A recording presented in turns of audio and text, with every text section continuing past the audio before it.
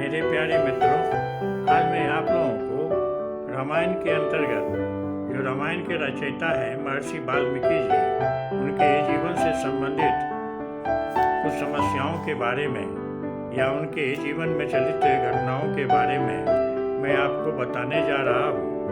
कृपया ध्यान से सुनेंगे। मेरे प्यारे मित्रों, आज आपका YouTube चैनल पर हार्दिक स्वागत है। इस एपिसोड के पहले भी मैंने आपको बताया था कि रामायण की रचना कैसे हुई और वाल्मीकि जी कौन थे। इसके बारे में भी मैंने आपको बताया है। आज मैं वाल्मीकि जी के बारे में बताऊंगा कि ये डाकू से साधु कैसे बन गए। यदि आप इस चैनल में नए हैं तो कृपया इस चैनल को लाइक और सब्सक्राइब अवश्य करेंगे। तो हम आपको अब बताने जा रहे हैं कि महर्षि वाल्मीकि जी पहले डाकू थे और बाद में साधु कैसे बन गए। सुने। एक बार की कहानी है, जब भील परिवार के साथ डकैती और लूटपाट का काम करते थे तो उसी समय एक बार नारद मुनि जंगल से गुजर रहे थे। तभी डाकू रत्नाकर ने उन्हें लूटने का प्रयास किया और बंदी बना लिया। इस पर नारद जी ने उनसे पूछा कि तुम ये अपराध क्यों करते हो।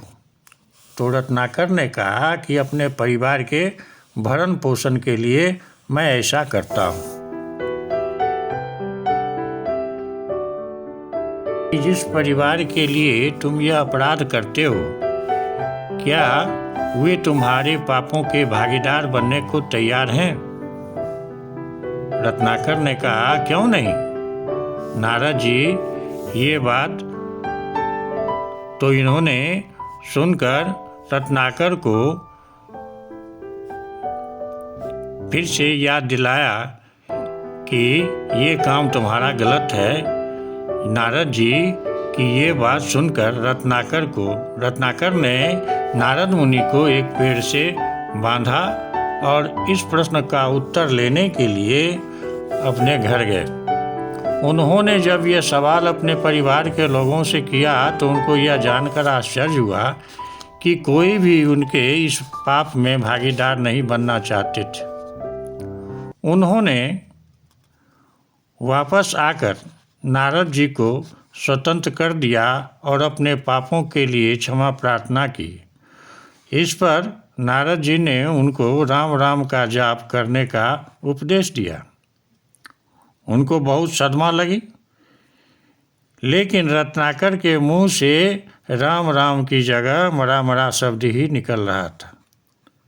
जब नारद मुनि ने कहा कि तुम मरा मरा ही बोलो तो इससे तुम्हें राम मिल जाएंगे, इसी शब्द का जाप करते हुए रत्नाकर तपस्या में लीन हो गए। तपस्या में लीन हुए रत्नाकर के शरीर पर कब दीमकों ने बाकी बना ली, उन्हें पता ही नहीं चला। इसका पता उन्हें तब चला जब तपस्या से ये ब्रह्मा जी ने उनका ध्यान तोड़ा। इसका पता उन्हें नहीं चला कि उनकी इस तपस्या से प्रसन्न होकर ब्रह्मा जी जब आए और दर्शन दिए तब उन्हें पता चला। ब्रह्मा जी उन्हें दर्शन दिए और उनके शरीर पर बनी बांबी जो बना हुआ था उसको देखकर रत्नाकर को वाल्मीकि का नाम दिया।